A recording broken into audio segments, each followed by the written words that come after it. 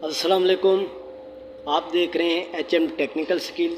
आज की इस वीडियो के अंदर हम सीखेंगे एंड गेट क्या होता है, उसका फंक्शन क्या है और उसका ट्रुथ टेबल हम यहाँ पे देखेंगे और फिर प्रैक्टिकली हम उसके ट्रुथ टेबल को वेरीफाई करेंगे। अगर आप मेरे चैनल पर नए हैं तो मेरे चैनल को सब्सक्राइब करें, लाइक करें, शेयर करें और बेल आइकन को प्रेस कर दें ताकि नई आने वाली इन्फॉर्मेटिव वीडियो आप तक पहुँच सके। अब हमारे पास एंड गेट है। एंड गेट का फंक्शन होता है कि ये दोनों इनपुट्स को मल्टीप्लाई करके आगे आउटपुट दे रहा होता है। यानी एंड गेट की दो इनपुट होंगी और एक आउटपुट होगी। एंड गेट का सिंबल हमारे पास ये है। इसकी दो इनपुट हैं ए एंड बी, दो इनपुट है। अब हम इसके ट्रुथ टेबल को हम देख लेते हैं। जब दोनों इनपुट 0 0 हैं, यानी यहाँ पे भी 0 है और यहाँ पे भी 0 है, यानी दोनों इनपुट्स क्या हैं, 0 हैं, तो आउटपुट हमारे पास क्या आएगी, 0 आएगी। क्योंकि यहाँ पे जो आउटपुट के ऊपर है ये 0 मल्टीप्लाई बाय 0 हो जाएगा, तो आउटपुट आपके पास 0 आएगी। यानी एंड गेट मल्टीप्लिकेशन परफॉर्म करता है, मल्टीप्लाई कर रहा होता है। जब इनमें कोई भी एक इनपुट हाई होगी यानी 1 होगी और दूसरी इनपुट 0 होगी, तब भी आपके पास जो आउटपुट आएगी वो भी 0 आएगी। अगर बी हम 1 कर देते हैं और ए 0 कर देते हैं तो तब भी आपके पास जो आउटपुट आएगी वो 0 आएगी। जब ये दोनों इनपुट्स ए और बी ये दोनों 1 1 होंगी तब आउटपुट हमें क्या मिलेगी, 1 मिलेगी। अब हम क्या करेंगे, प्रैक्टिकली एंड गेट के ट्रुथ टेबल को वेरीफाई करेंगे। ठीक है, इसकी दो इनपुट है हमारे पास और इसके लिए हमने आईसी ले ली है। एंड गेट के लिए जो आईसी है वो 7408 है। ठीक है, उसके बाद जो आईसी की पिन कॉन्फ़िगरेशन है वो हमारे पास ये है, जिसमें 1 और 2 इनपुट है और 3 आउटपुट है। उसके बाद 4 5 इनपुट है और 6 आउटपुट है। 7 नंबर पिन इसकी ग्राउंड है। ये जो इसका कट बना हुआ है यानी आईसी का कट जो बना हुआ है इसको इस तरह से होना चाहिए। ये यहाँ पे भी आप देख लें, यहाँ भी आईसी के ऊपर एक कट बना हुआ है। इस तरह से आपने इसको आईसी को यहाँ पे प्लेस करना है। ठीक है, यानी ये जो साइड है जिसके ऊपर कट है वो इस साइड होनी चाहिए, लेफ़्ट साइड होनी चाहिए। ठीक है, इस तरह से हम क्या करेंगे, इसको लगा लेंगे।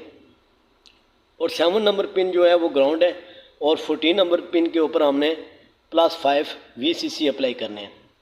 ठीक है, उसके बाद 12 और 13 ये दोनों इनपुट्स हैं, 11 आउटपुट है, 10 और 9 इनपुट्स हैं और 8 आउटपुट है। ये हमारे पास उसके लिए एक ट्रेनर है। एंड गेट को हमने यहाँ से जो आईसी है यहाँ से हम इनपुट देंगे।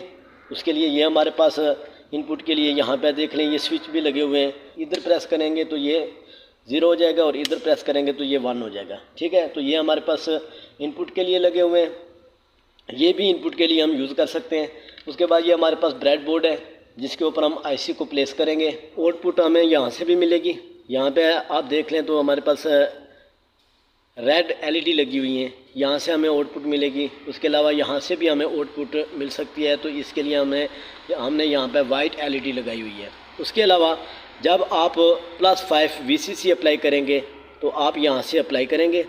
ठीक है, +5 यानी इससे आपने क्या करना है, VCC अप्लाई करना है, पिन नंबर 14 को देना है। उसके बाद आपने जो ग्राउंड है, पिन नंबर 7 ग्राउंड है, तो उसको आपने इसमें से किसी के ऊपर भी आप कनेक्ट कर सकते हैं क्योंकि ये सारी की सारी ग्राउंडिंग के लिए है।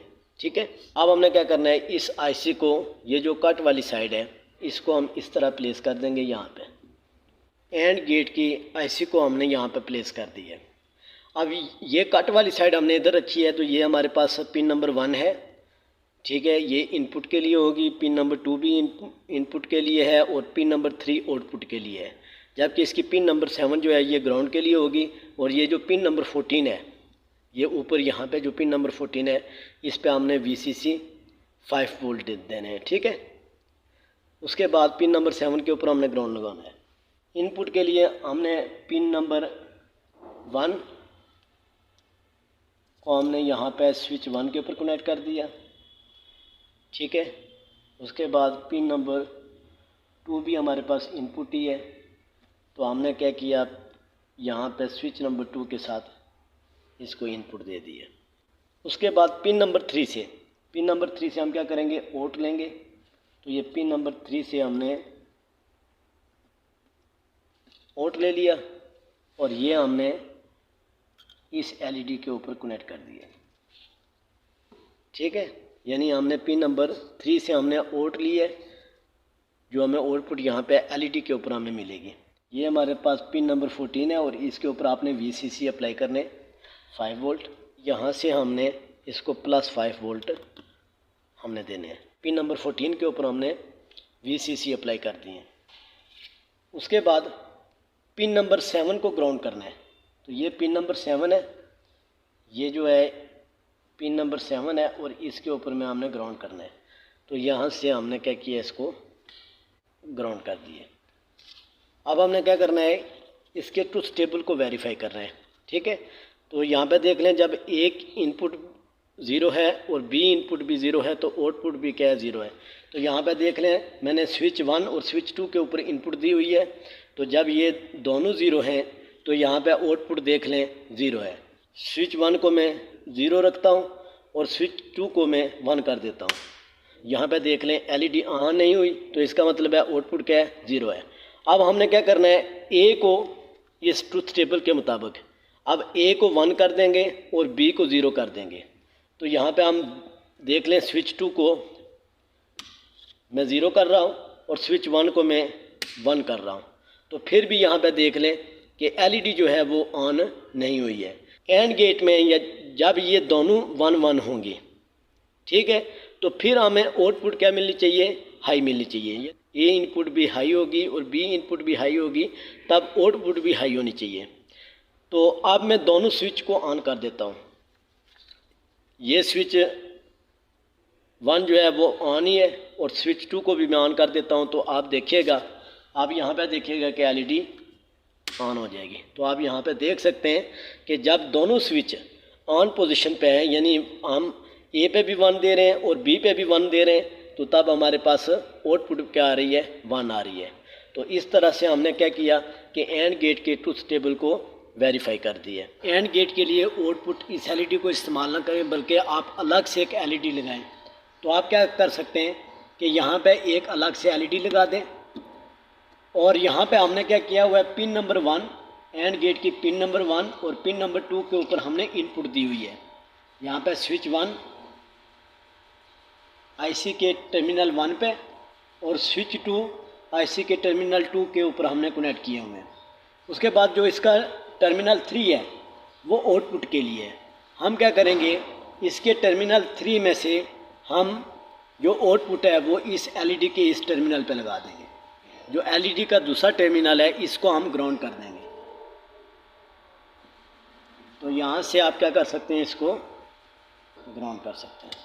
अब हम इसका ट्रुथ टेबल इस एलईडी के थ्रू भी हम, जब दोनों स्विच ऑफ हैं, यानी ए के ऊपर भी 0 है और बी के ऊपर भी 0 है, तो स्विच दोनों ऑफ पोजीशन पे हैं, तो तब आउटपुट 0 है। तो यहाँ पे देख लें, तब आउटपुट 0 है, यानी एलईडी ऑफ है।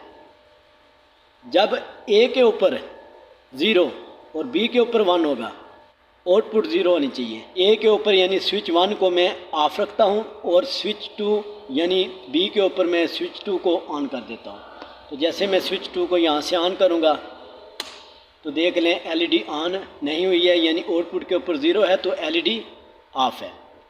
उसके बाद नंबर 3, जब स्विच ए को मैं ऑन करूँगा, यानी स्विच 1 को मैं ऑन करूँगा और बी के ऊपर 0 अप्लाई होगा, यानी स्विच 2 को मैं ऑफ़ करूँगा, स्विच 2 को मैं ऑफ़ करूँगा और स्विच 1 को मैं ऑन करूँगा, तो तब भी एलईडी ऑफ़ है, यानी आउटपुट के ऊपर आपको 0 मिल रहा है, तो तब भी एलईडी ऑफ़ रहेगी। एंड गेट के ऊपर कोई भी इनपुट लो होगी तब भी आउटपुट लो होगी। अब यहाँ पर जैसे ही हमने स्विच 1 को ऑन किया और स्विच 2 को ऑफ़ किया, तो तब भी एलईडी ऑफ है। अब इसके मुताबिक जब हम क्या करेंगे, स्विच 1 को भी ऑन करेंगे और स्विच 2 को भी ऑन करेंगे, तो तब हमारे पास 1 आएगा, यानी ए के ऊपर भी 1 अप्लाई कर रहे हैं, बी के ऊपर भी 1 अप्लाई कर रहे हैं, तो तब आउटपुट क्या आ रही है, 1 आ रही है। तो इसका मतलब जब दोनों स्विच ऑन होंगे तो तब 1 आना चाहिए, यानी जब दोनों स्विच ऑन होंगे तो तब एलईडी ऑन होनी चाहिए। तो मैं यहाँ पे स्विच 2 को भी मैं ऑन कर देता हूँ, तो आप यहाँ पे देख लें एलईडी ऑन हो गई है। इस तरह से हमने एंड गेट के ट्रुथ टेबल को प्रैक्टिकली वेरीफाई कर लिया है। उम्मीद करता हूँ आपको समझ आ गई होगी। अगर इसमें कोई क्यूरीज या कोई क्वेश्चन है तो आप मुझे कमेंट सेक्शन के अंदर कमेंट्स कर सकते हैं। बहुत शुक्रिया। अल्लाह हाफ़िज़।